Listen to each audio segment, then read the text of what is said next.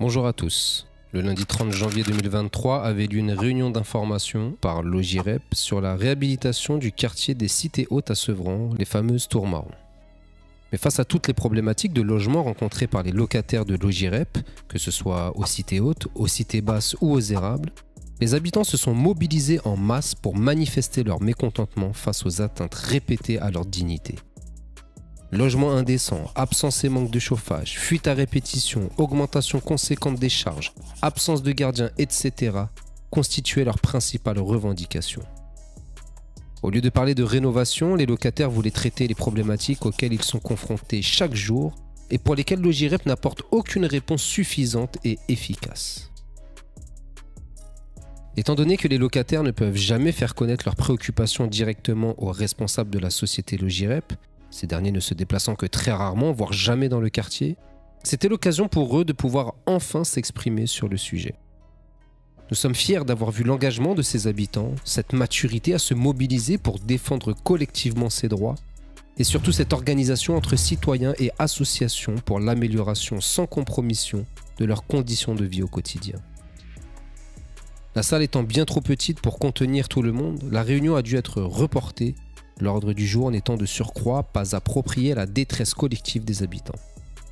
Sullivan Jous, en sa qualité de président du collectif Solidarité Habitat et élu de la ville, a pris la parole au milieu d'autres habitants. Il faut comprendre l'exaspération des gens. Vous voulez nous parler d'une réhabilitation sur leur quotidien déjà. Il y a plein d'indignité, il y a de l'insalubrité, il y a des moisissures, il n'y a pas de chauffage. Vous savez, quand on est à la responsabilité, c'est savoir hiérarchiser les priorités. La priorité aujourd'hui, c'est la dignité de toutes ces personnes que vous avez aujourd'hui, ça n'est pas pour rien.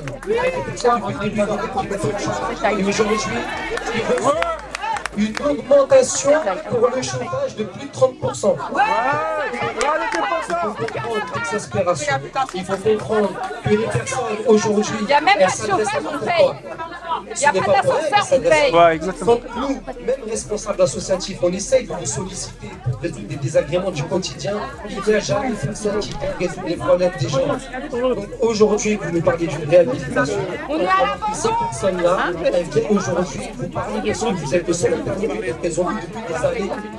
Les gardiens, pour les cités hautes, parce qu'on parle des cités hautes, ils devraient être 5.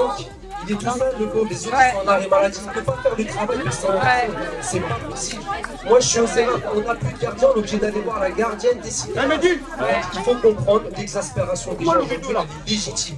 Aujourd'hui, même si je sais que ça ne peut ne pas convenir cette attitude, etc., il faut le comprendre. Parce que vous savez, quand on porte atteinte à la dignité d'enfants, de maman, de papa, de personnes âgées, à un moment donné, il faut se révolter. Et je veux dire qu'aujourd'hui, toutes ces personnes-là, elles agissent dans le cadre de ce qu'on appelle la légitime défense. Parce qu'on les attaque au quotidien. C'est l'article 122.5 du code pénal qui autorise à un moment donné de se défendre face à une atteinte à la loi, à une atteinte aux droits. Leurs droits sont bafoués au quotidien pour une grande partie d'entre eux. C'est pour ça qu'aujourd'hui, ils agissent en termes de légitime défense qu'il faut apporter des réponses. Malgré cette mobilisation et l'importance de cette réunion, aucun élu de la majorité municipale n'a daigné se déplacer.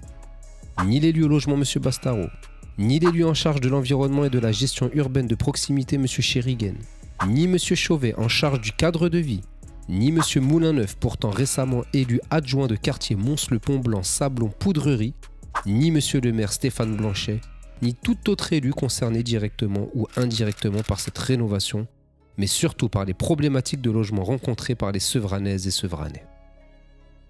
Pourtant, le responsable de la rénovation pour Logirep avait affirmé, avant que la réunion commence, qu'il attendait la mairie. Un coup de téléphone aurait-il été passé pour leur conseiller de ne pas venir au vu du monde présent sur place? À moins que les habitants de ces quartiers soient considérés comme des citoyens de seconde zone par ces élus et ne méritent pas leur dévouement, ces questions restent en suspens. Le plus important pour les habitants n'est pas tant ceux qui s'effacent, mais ceux qui prennent place à leur côté pour les soutenir dans leur combat.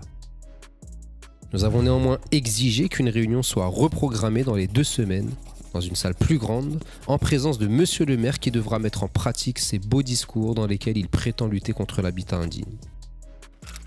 Nous vous tiendrons informés de la suite des événements concernant ces problématiques récurrentes et porteront à votre connaissance des éléments publics sur l'obligation de la mairie à contraindre des bailleurs hors la loi. À bientôt.